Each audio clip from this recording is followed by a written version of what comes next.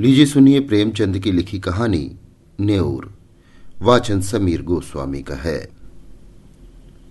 आकाश में चांदी के पहाड़ भाग रहे थे, टकरा रहे थे, गले मिल रहे थे, जैसे सूर्य मेघ संग्राम छिड़ा हुआ हो।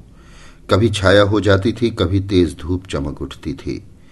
बरसात के दिन थे, उमस हो रही थी, हवा बंद हो गई थी। गांव के बाहर कई मजदूर एक खेत में मेड़ बांध रहे थे, नंगे बदन, पसीने में तर, कछनी कसे हुए। सबके सब फावड़े से मिट्टी खोदकर मेड़ पर रखते जाते थे। पानी में मिट्टी नरम हो गई थी। गोबर ने अपनी कानी आंख मटकाकर कहा, अब तो हाथ नहीं चलता भाई, गोला भी छूट गया होगा, चबेना कर ले। नेऊर ने हंसकर कहा, ये मेड़ तो पूरी कर लो, फिर चबेना कर लेना, मैं तो तुमसे पहले आया। दोनों ने सिर पर झुआ उठाते हुए कहा, तुमने अपनी जवानी में जितना घी खाया होगा नेऊर दादा, उतना तो अब हमें पानी भी नहीं मिलता। नेऊर छोटे डील डॉल का गठीला, काला, फुर्तीला आदमी था। उम्र 50 से ऊपर थी, मगर अच्छे अच्छे नौजवान उसके बराबर मेहनत न कर सकते थे। अभी 2-3 साल पहले तक कुश्ती लड़ता था। जब से गाय मर गई, कुश्ती लड़ना छोड़ दिया था। गोबर ने फिर कहा, तुमसे तंबाकू पिए बिना कैसे रहा जाता है नेऊर दादा? यहां तो चाहे रोटी न मिले, लेकिन तंबाकू के बिना नहीं रहा जाता। नेऊर अपने काम में मग्न था। नवयुवकों की बातों में उसे कोई दिलचस्पी नहीं थी। दीना ने उसे बातों में लगाने की कोशिश करते हुए कहा, तो यहां से जाकर रोटी बनाओगे दादा? बुधिया कुछ नहीं करती?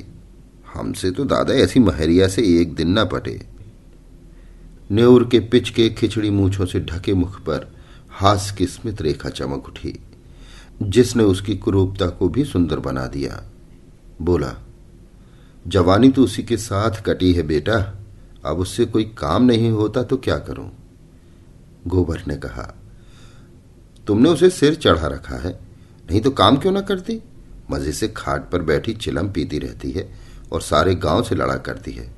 तुम बूढ़े हो गए, लेकिन वो तो अब भी जवान बनी है। दीना ने कहा, जवान औरत उसकी क्या बराबरी करेगी? सिंदूर, टीका, काजल, मेहंदी में तो उसका मन बसता है। बिना किनारदार रंगीन धोती के उसे कभी देखा ही नहीं। उस पर गहनों से भी जी नहीं भरता। तुम गऊ हो, इससे निभाय हो जाता है, नहीं तो अब तक गली गली ठोकरें खाती होती। गोबर ने कहा, मुझे तो उसके बनाव श्रृंगार पर गुस्सा आता है। काम कुछ न करेगी, पर खाने पहनने को अच्छा ही चाहिए। नेऊर ने कहा, तुम क्या जानो बेटा, जब वो आई थी तो मेरे घर में 7 हल की खेती होती थी, रानी बनी बैठी रहती थी। जमाना बदल गया तो क्या हुआ, उसका मन तो वही है। घड़ी भर चूल्हे के सामने बैठ जाती है तो आंखें लाल हो जाती हैं और सिर थाम कर पड़ जाती है। मुझसे तो ये नहीं देखा जाता।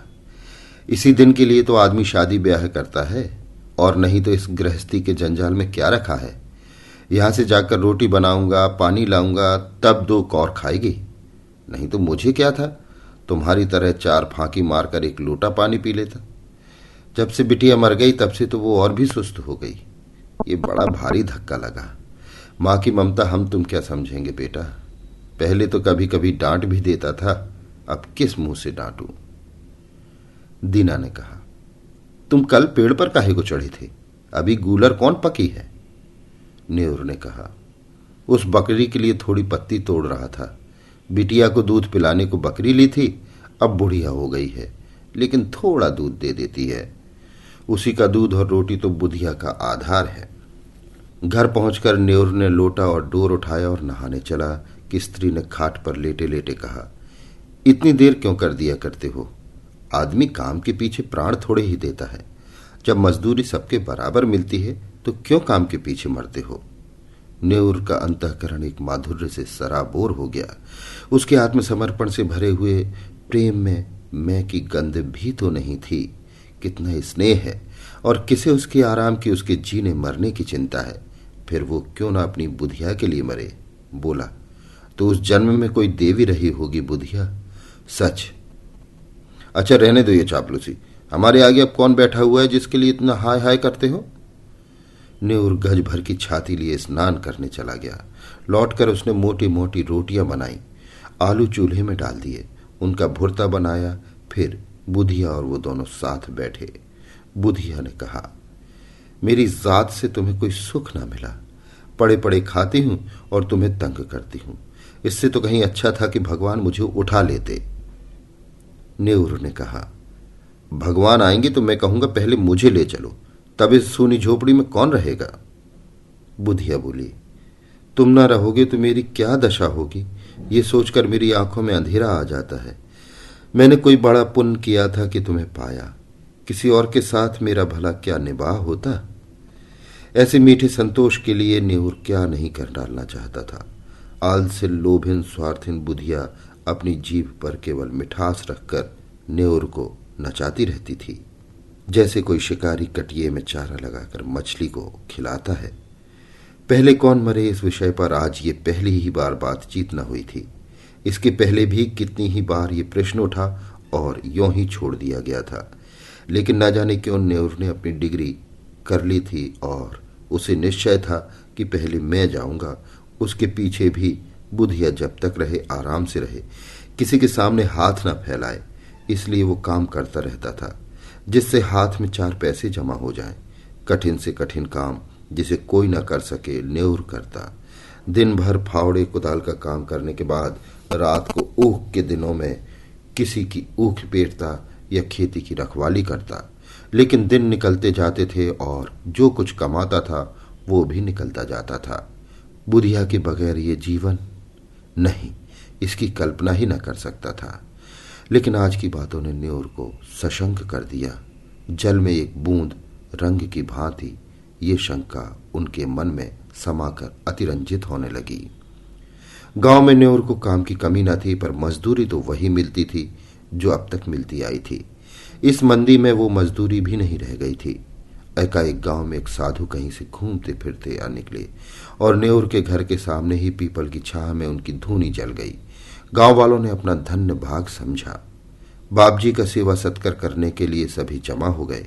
कहीं से लकड़ी आ गई, कहीं से बिछाने का कंबल, कहीं से आटा दाल। नेहुर के पास क्या था। बाबा जी के लिए भोजन बनाने की सेवा उसने ली। चरस आ गई, दम लगने लगा। 2-3 दिन में बाबा जी की कीर्ति फैलने लगी। वो आत्मदर्शी हैं, भूत भविष्य सब बता देते हैं। लोभ तो छू नहीं गया, पैसा हाथ से नहीं छूते और भोजन भी क्या करते हैं। 8 पहर में 1-2 रोटियां खा ली, लेकिन मुख दीपक की तरह दमक रहा है। कितनी मीठी वाणी है। सरल हृदय नेहुर बाबा जी का सबसे बड़ा भक्त था। उस पर कहीं बाबा जी की दया हो गई तो पारसी हो जाएगा, सारा दुख दलिद्दर मिट जाएगा।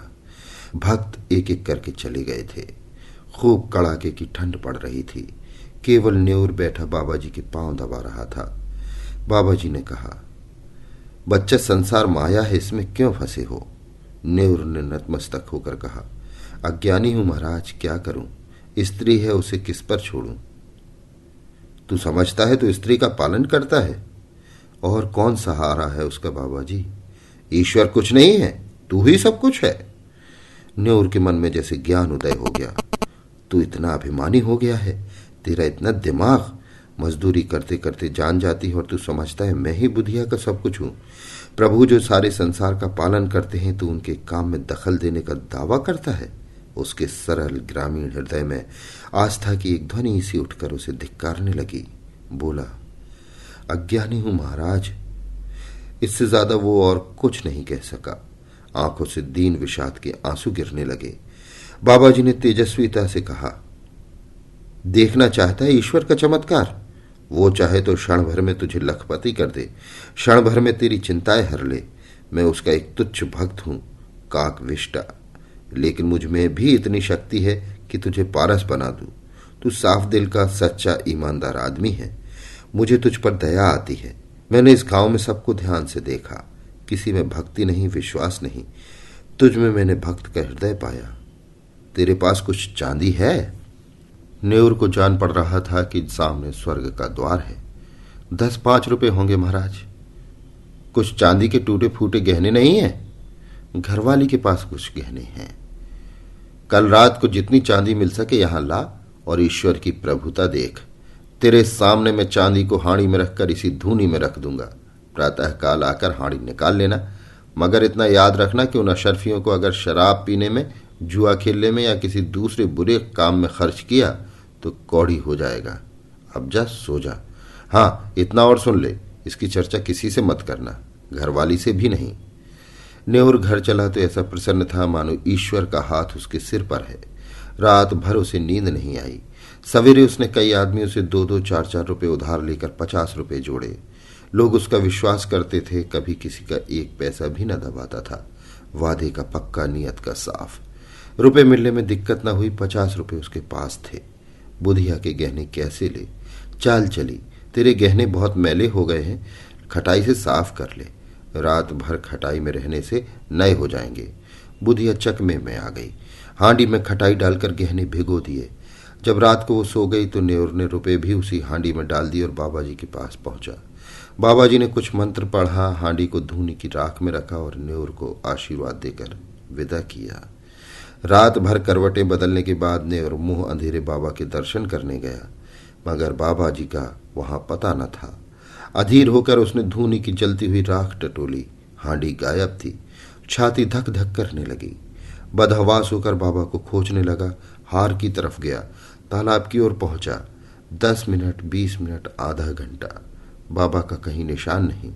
भक्त आने लगे, बाबा कहाँ गए? कंबल भी नहीं, बर्तन भी नहीं।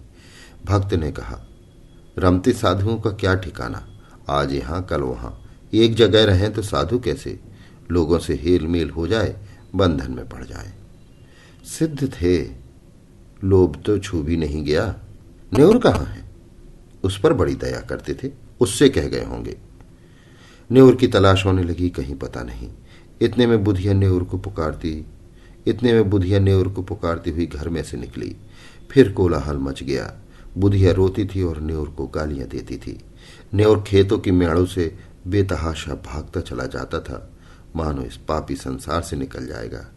एक आदमी ने कहा, न्योर ने कल मुझसे 5 रुपए लिए थे, आज सांझ को देने को कहा था। दूसरा बोला, हमसे भी 2 रुपए आज ही के वादे पर लिए थे। बुधिया रोई। न्योर की तलाश होने लगी, कहीं पता नहीं। इतने में बुधिया न्योर को पुकारती हुई घर में से निकली।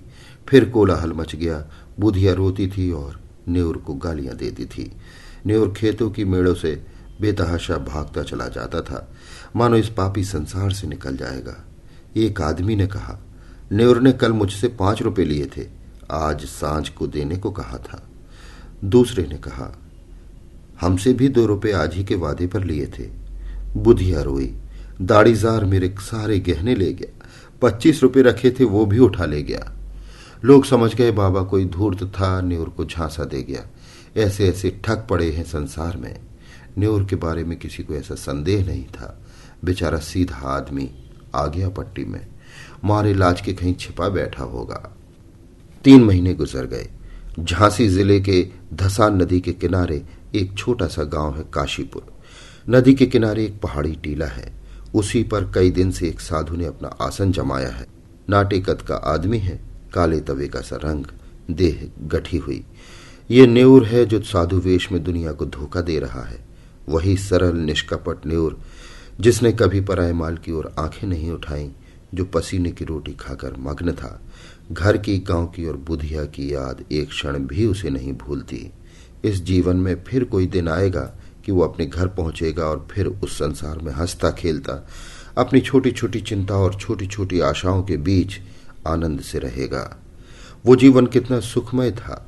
जितने थे सब अपने थे, सभी याद करते थे, सहानुभूति रखते थे। दिन भर की मजदूरी, थोड़ा सा अनाज या थोड़े से पैसे लेकर घर आता था तो बुधिया कितने मीठे स्नेह से उसका स्वागत करती थी। वो सारी मेहनत, सारी थकावट जैसे उस मिठास में सनकर और मीठी हो जाती थी। हाय, वे दिन फिर कब आएंगे? न जाने बुधिया कैसी रहती होगी। कौन उसे पान की तरह फेरेगा? कौन उसे पकाकर खिलाएगा? घर में पैसा भी तो नहीं छोड़ा, गहने तक डुबा दिए। तब उसे क्रोध आता कि उस बाबा को कहीं पा जाए तो कच्चा ही खा जाए।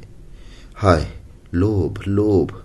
उसके अनन्य भक्तों में एक सुंदर युवती भी थी जिसके पति ने उसे त्याग दिया था। उसका बाप फौजी पेंशनर था। एक पढ़े लिखे आदमी से लड़की का विवाह किया, लेकिन लड़का मां के कहने में था और युवती की अपनी सास से न पटती थी।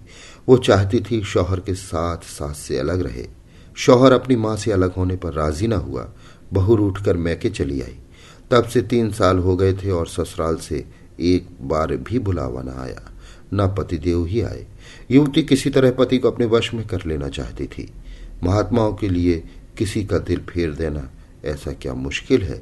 हाँ, उनकी दया चाहिए। एक दिन उसने एकांत में बाबा जी से अपनी विपत्ति कह सुनाई। न्योर को जिस शिकार की टोह थी वो आज मिलता हुआ जान पड़ा। गंभीर भाव से बोला, बेटी, न मैं सिद्ध हूं, न महात्मा, न मैं संसार के झमेले में पड़ता हूं, पर तेरी श्रद्धा और प्रेम देखकर तुझ पर दया आती है। भगवान ने चाहा तो तेरा मनोरथ पूरा हो जाएगा। युवती ने कहा, आप समर्थ हैं और मुझे आपके ऊपर विश्वास है। न्योर ने कहा, भगवान की जो इच्छा होगी वही होगा। युवती ने पुनः बोला, इस अभाग्नि की डोंगी आप ही पार लगा सकते हैं। भगवान पर भरोसा रखो। मेरे भगवान तो आप ही हो।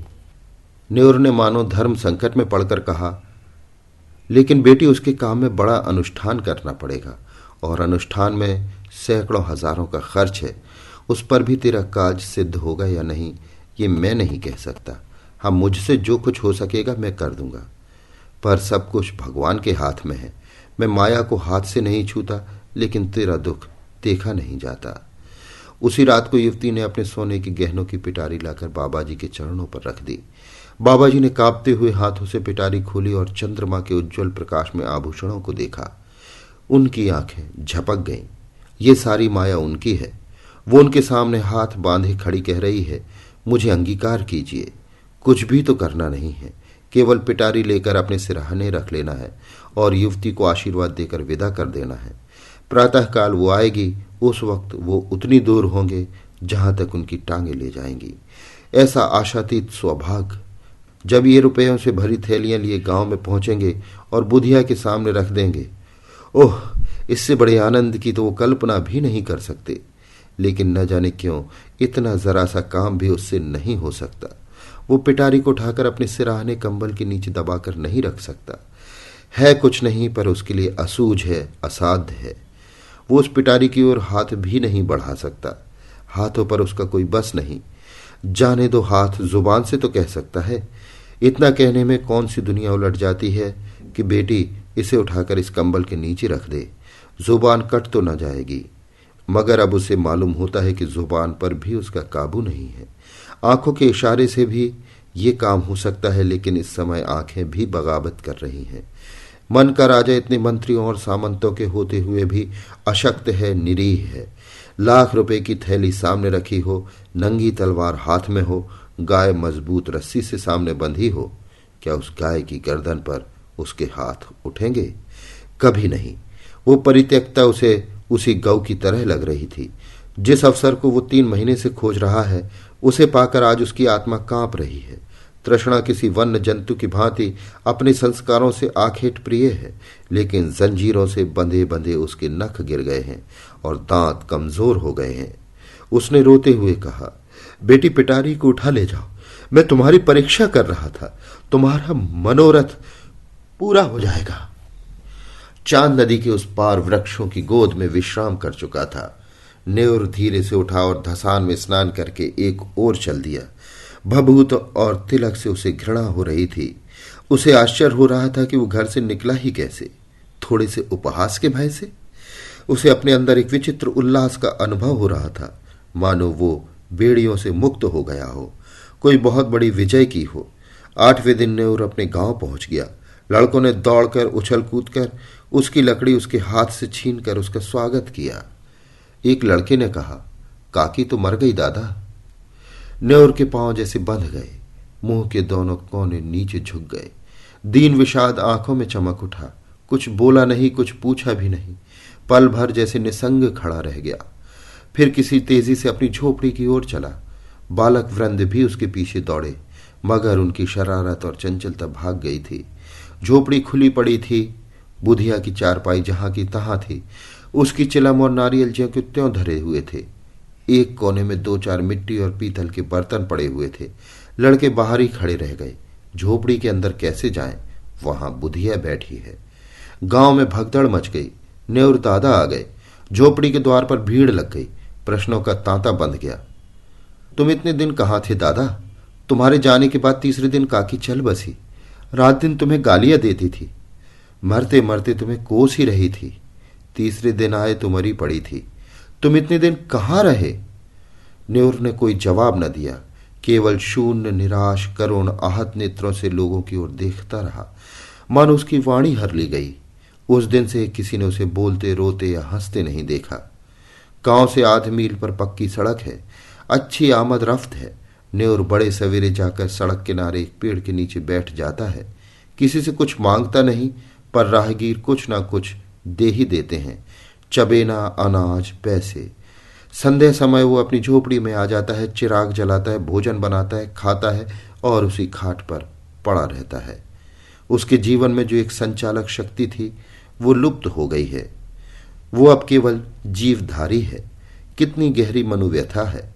गांव में प्लेग आया, लोग घर छोड़ छोड़ कर भागने लगे। न्योर की अब किसी को परवाह न थी, न किसी को उससे भय था, न प्रेम। सारा गांव भाग गया। न्योर ने अपनी झोपड़ी न छोड़ी। जब होली आई सबने खुशियां मनाई। न्योर अपनी झोपड़ी से निकला और आज भी उसी पेड़ के नीचे सड़क के किनारे उसी तरह मौन बैठा हुआ नजर आता है, निश्चेष्ट, निर्जीव। अभी आप सुन रहे थे प्रेमचंद की लिखी कहानी न्योर। वाचन समीर गोस्वामी का था।